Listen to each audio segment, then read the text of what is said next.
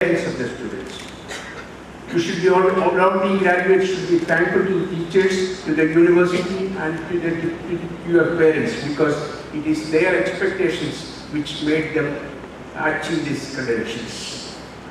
Convocation function for the graduates is a momentous occasion, not just because it marks the end of your academic journey, but because it heralds the beginning of a new chapter in your lives. Over the past few years, you have navigated the complexities of multidisciplinary education, embracing diverse fields of study that have equipped you with a unique and holistic perspective of the world. As students of a multidisciplinary university, it's very important. The Honorable Minister was talking about the importance of the multidisciplinary state public universities in the state. I am also quite aware of the role of these multidisciplinary state public universities, how they have to be strengthened in multidisciplinary education. You had the opportunity to explore the intersections of various disciplines, whether it was the fusion of science and technology with humanities. ಮೊದಲಿಗೆ ಸಮಸ್ತ ಮಂಗಳೂರಿನ ಮತ್ತು ರಾಜ್ಯದ ಜನತೆಗೆ ಯುಗಾದಿ ಹಬ್ಬದ ಶುಭಾಶಯಗಳನ್ನು ತಿಳಿಸಲಿಕ್ಕೆ ನಾನು ಬಯಸ್ತೇನೆ. ಗೌರವಾನ್ವಿತ ರಾಜ್ಯಪಾಲರು ಕಾರ್ಯಕ್ರಮದಲ್ಲಿ ಭಾಗವಹಿಸಬೇಕಾಗಿತ್ತು. ಅವರ ವೈಯಕ್ತಿಕ ಕಾರ್ಯಕ್ರಮದ ನಿಮಿತ್ತ ಅವರು ಮಧ್ಯಪ್ರದೇಶಕ್ಕೆ ತೆರಳಬೇಕಾಗಿದ್ದರಿಂದ ಅವರು ಈ ಕಾರ್ಯಕ್ರಮದಲ್ಲಿ ಭಾಗವಹಿಸ್ತಾ ಇಲ್ಲ. ಆದರೂ ಅವರು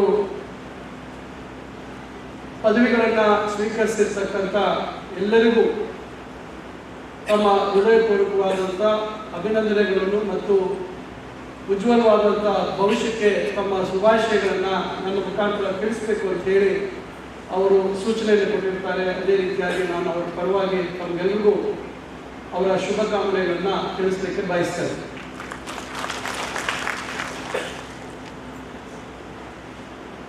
ಸಾವಿರದ 1980ನೇ ಇಸ್ವಿಯಲ್ಲಿ ಮೈಸೂರು ವಿಶ್ವವಿದ್ಯಾಲಯದಿಂದ ಬೇರ್ಪಟ್ಟಿರ್ತಕ್ಕಂಥದ್ದು ಮಂಗಳೂರು ವಿಶ್ವವಿದ್ಯಾಲಯ. ನಾನು ಇದೇ ವಿಶ್ವವಿದ್ಯಾಲಯದ ಸ್ನಾತಕೋತ್ತರ ಪದವಿಯನ್ನು ಪಡೆದಿರ್ತಕ್ಕಂಥವರು ಈ ವಿಶ್ವವಿದ್ಯಾಲಯದಲ್ಲಿ ಸುಮಾರು 32-33 ವರ್ಷಗಳ ಹಿಂದೆ, 31 ವರ್ಷಗಳ ಹಿಂದೆ ನಾನು ಪದವಿಯನ್ನು ಪಡೆದಿದ್ದೇನೆ. ಸೇರಿದ್ದು 1992. ಬಹುಶಃ ನಾವ್ಯಾರು ಅಂದು ನಿರೀಕ್ಷೆ ಮಾಡಿರಲಿಲ್ಲ ಮುಂದೊಂದು ದಿನ ನಾನು ಇದೇ ವಿಶ್ವವಿದ್ಯಾಲಯದ ಘಟಿಕೋತ್ಸವದಲ್ಲಿ 2ನೇ ಬಾರಿ ಭಾಗವಹಿಸ್ತೀನಿ ಅಂತಕ್ಕಂಥದ್ದನ್ನು ನಾನು ನಿರೀಕ್ಷೆ ಮಾಡಿರಲಿಲ್ಲ. ಆದರೆ ಅಂದಿನ ಸ್ಥಿತಿಗತಿಗಳು ಇವತ್ತಿನ ಸ್ಥಿತಿಗತಿಗಳನ್ನು ನೋಡಿದಾಗ ಎಲ್ಲೋ ಒಂದು ರೀತಿ ಆಯಾ ಸಂದರ್ಭಗಳಲ್ಲಿ ತೆಗೆದುಕೊಂಡಿರ್ತಕ್ಕಂಥ ಕೆಲವು ನಿರ್ಣಯಗಳು ವಿಶ್ವವಿದ್ಯಾಲಯದ ಮೇಲೆ ವ್ಯತಿರಿಕ್ತವಾದಂತಹ ಪರಿಣಾಮ ಬೀರ್ತದೆ ಅಂತಕ್ಕಂಥದ್ದು ಬಹುಶಃ ನಾವ್ಯಾರು ಊಹಿಸಿರಲಿಲ್ಲ. ತಮಗೆಲ್ಲರಿಗೂ ತಿಳಿದಂಥ ವಿಚಾರ, ಅಂದು ವೈದ್ಯಕೀಯ ಕಾಲೇಜುಗಳು, ತಾಂತ್ರಿಕ ಕಾಲೇಜುಗಳು ಮತ್ತು ಇವೆಲ್ಲ ಅದಕ್ಕೆ ಸಂಬಂಧಪಟ್ಟಂಥ ಕಾಲೇಜುಗಳು ಆ ಭಾಗದ ವಿಶ್ವವಿದ್ಯಾಲಯಗಳ ವ್ಯಾಪ್ತಿಗೆ ಒಳಪಡ್ತಾ ಇತ್ತು.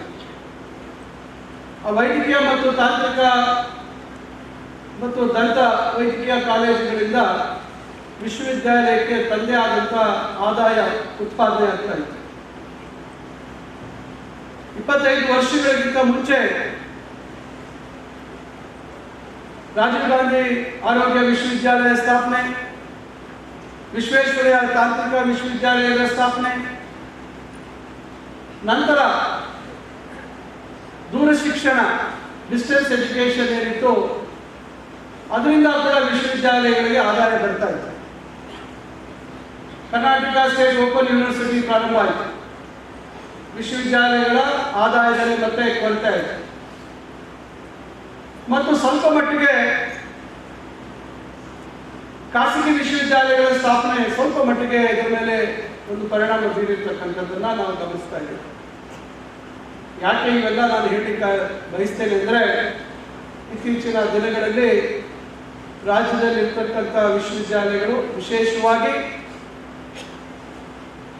ಇತಿಹಾಸ ಇರ್ತಕ್ಕಂಥ ಪ್ರತಿಷ್ಠಿತವಾದಂಥ ವಿಶ್ವವಿದ್ಯಾಲಯಗಳ ಪರಿಸ್ಥಿತಿ, ಆರ್ಥಿಕ ಪರಿಸ್ಥಿತಿಗಳು ಇವೆಲ್ಲವನ್ನ ನೋಡಿದಾಗ ಯಾಕೆ ಈ ರೀತಿ ಪರಿಸ್ಥಿತಿಗೆ ಅಥವಾ ಈ ಒಂದು ಕಷ್ಟವಾದಂಥ ಒಂದು ಸಮಯವನ್ನು ನಾವು ಎದುರಿಸಬೇಕಾಗಿದೆ ಅಂತಕ್ಕಂಥದ್ದನ್ನ ನಾವು ಅವಲೋಕನೆ ಮಾಡಬೇಕಾಗಿದೆ. ಒಂದು ಕಡೆ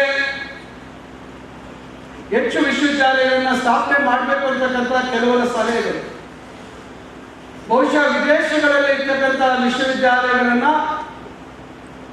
ಅನುಕರಣೆ ಮಾಡ್ತಕ್ಕಂಥದ್ದಕ್ಕೆ ಬಹುಶಃ ಇವತ್ತು ನಾವು ದೊಡ್ಡ ಬೆಲೆಯನ್ನ ಇವತ್ತು ಕಟ್ತಾ ಇದ್ದೇವೆ ಅಂತಕ್ಕಂಥದ್ದನ್ನ ನನ್ನ ಒಂದು ವೈಯಕ್ತಿಕ ಅಭಿಪ್ರಾಯ.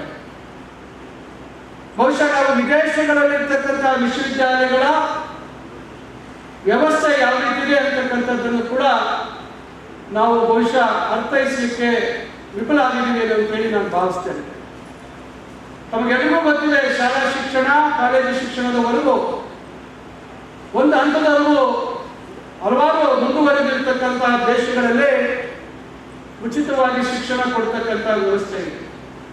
ಆದರೆ ಪದವಿ ಶಿಕ್ಷಣ ಏನು ಕೆಲವು ದೇಶಗಳನ್ನು ನಾವು ಅನುಕರಣೆ ಮಾಡಬೇಕು ಅಂತ ಹೇಳಿ ಹೊರಟಿದ್ದೀವಿ. ಹೊಸ ಶಿಕ್ಷಣ ನೀತಿಗಳಲ್ಲಿ ಹೊಸ ಬದಲಾವಣೆ, ಕ್ರಾಂತಿಕಾರಿಕ ಬದಲಾವಣೆ, ಈ ರೀತಿ ನಾನಾ ರೀತಿಯಾದಂಥ ಆಲೋಚನೆಗಳನ್ನು ಇಟ್ಕೊಂಡು ಅದನ್ನ ಅನುಕರಣೆ ಮಾಡಲಿಕ್ಕೆ ಹೊರಟಂಥ ಸಂದರ್ಭದಲ್ಲಿ ಮತ್ತು ನಾನಾ ರೀತಿಯಾದಂಥ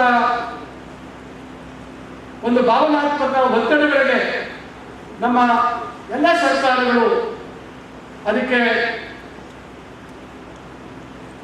ಬೆಲೆ ಕೊಟ್ಟು ವಿಶ್ವವಿದ್ಯಾಲಯಗಳನ್ನ ಬೇರ್ಪಡಿಸ್ತಕ್ಕಂಥ ಒಂದು ಪ್ರಯತ್ನ ಆಗಿರ್ತಕ್ಕಂಥದ್ದು ಕೂಡ ಎಲ್ಲೋ ಒಂದು ಕಡೆ ಅದನ್ನ ವೈಜ್ಞಾನಿಕವಾಗಿ ಬಹಳ ಆಳವಾಗಿ ಅಧ್ಯಯನ ಮಾಡದೆ ಆ ಹೆಚ್ಚು ವಿಶ್ವವಿದ್ಯಾಲಯಗಳನ್ನ ಸ್ಥಾಪನೆ ಮಾಡ್ತಕ್ಕಂಥ ಒಂದು ಪ್ರಕ್ರಿಯೆ ಆಗಿದೆ ಅಂತೇಳಿ ನಾನು ಈ ಸಂದರ್ಭದಲ್ಲಿ ಹೇಳಲಿಕ್ಕೆ ಬಯಸ್ತೇನೆ.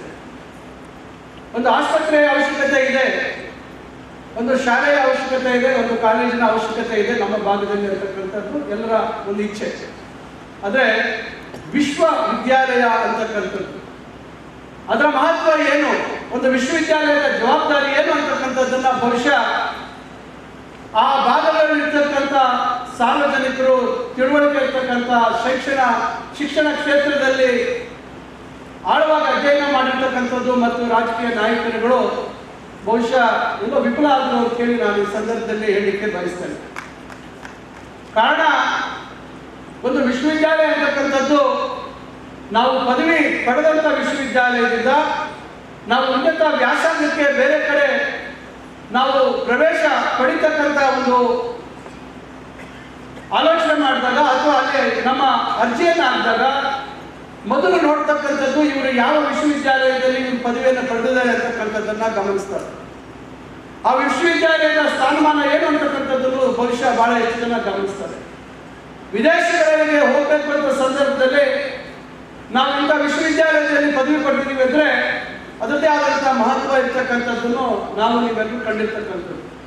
ಇವತ್ತು ಹೊಸ ವಿಶ್ವವಿದ್ಯಾಲಯ ಇವತ್ತು ಪ್ರಾರಂಭ ಆಗಬೇಕಾದ್ರೆ ಅದಕ್ಕೆ ಯಾವ ರೀತಿ ಇವತ್ತು ಹಣಕಾಸಿನ ವ್ಯವಸ್ಥೆ ಬೇಕು, ಅದಕ್ಕೆ ಸ್ಥಳದ ಅವಕಾಶ ಬೇಕು ಮತ್ತು ಎಲ್ಲ ರೀತಿ ಬೋಧಕೇತರ ಸಿಬ್ಬಂದಿ ಇವೆಲ್ಲವನ್ನು ನಾವು ಗಮನದಲ್ಲಿಟ್ಕೊಂಡು ನಂತರ UGCಯ ಒಂದು ರೆಗ್ಯುಲೇಷನ್ಸ್ ಪ್ರಕಾರ ಅದರ ನಿಯಮಗಳ ಅಡಿಯಲ್ಲಿ ನಾವು ಯಾವ ರೀತಿ ಗುಣಮಟ್ಟದ ಶಿಕ್ಷಣ ಕೊಡ್ಲಿಕ್ಕೆ ಸಾಧ್ಯ ಇದೆ, ಅದು ಗುಣಮಟ್ಟದ ಶಿಕ್ಷಣ ಕೊಟ್ಟ ನಂತರ ಅದಕ್ಕೆ ಸಿಗ್ತಕ್ಕಂಥ ಸ್ಥಾನಮಾನ, ಅದಕ್ಕೆ ಬರ್ತಕ್ಕಂಥ ರೆಕಗ್ನಿಷನ್ ಮಾಡಲಿಕ್ಕೆ ಎಷ್ಟು ವರ್ಷ ಆಗ್ಬೋದು ಅಂತಕ್ಕಂಥದ್ದು, ಅಷ್ಟರವರೆಗೂ ಇಲ್ಲಿ ಪದವಿಗಳನ್ನು ಪಡೆದಂಥ ವಿದ್ಯಾರ್ಥಿಗಳ ಭವಿಷ್ಯತ್ ಏನು ಅಂತಕ್ಕಂಥದ್ದು ಯಾರು ಭವಿಷ್ಯ ಊಹಿಸಲಿಕ್ಕೆ ಸಾಧ್ಯ ಇದೆ.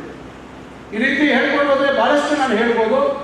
ಆದರೆ ಇತ್ತೀಚೆಗೆ ಸಂಪುಟದ ನಮ್ಮ ಮಾನ್ಯ ಮುಖ್ಯಮಂತ್ರಿಗಳಾಗಿರ್ತಕ್ಕಂಥ ಸಿದ್ದರಾಮಯ್ಯ ಸಾಹೇಬರ ಒಂದು ದೂರದೃಷ್ಟಿ, ಅವರು ಈಗ ರಾಜ್ಯದಲ್ಲಿರ್ತಕ್ಕಂಥ ವಿಶ್ವವಿದ್ಯಾಲಯಗಳ ಸ್ಥಿತಿಗತಿಗಳ ಬಗ್ಗೆ ಸಮಗ್ರವಾಗಿ ಒಂದು ಅಧ್ಯಯನ ಆಗಬೇಕು ಅಂತಕ್ಕಂಥ ನಿಟ್ಟಿನಲ್ಲಿ ಸಂಪುಟದ ಉಪಸಮಿತಿಯನ್ನು ಮಾಡಿದ್ದಾರೆ.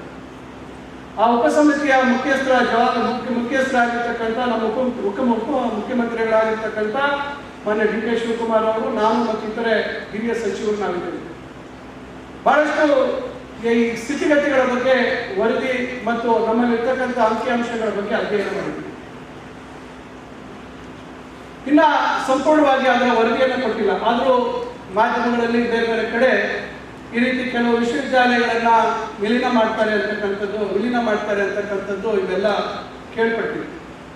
ನಾನು ಇತ್ತೀಚೆಗೆ ವಿಧಾನ ಪರಿಷತ್ತಿನಲ್ಲಿ ಬಹಳ ಸುದೀರ್ಘವಾಗಿ ರಾಜ್ಯದ ವಿಶ್ವವಿದ್ಯಾಲಯಗಳ ಬಗ್ಗೆ ಆಳವಾದಂಥ ಮಾಹಿತಿಯನ್ನು ಕೊಡ್ತಕ್ಕಂಥ ಪ್ರಯತ್ನ ಮಾಡಿದೆ.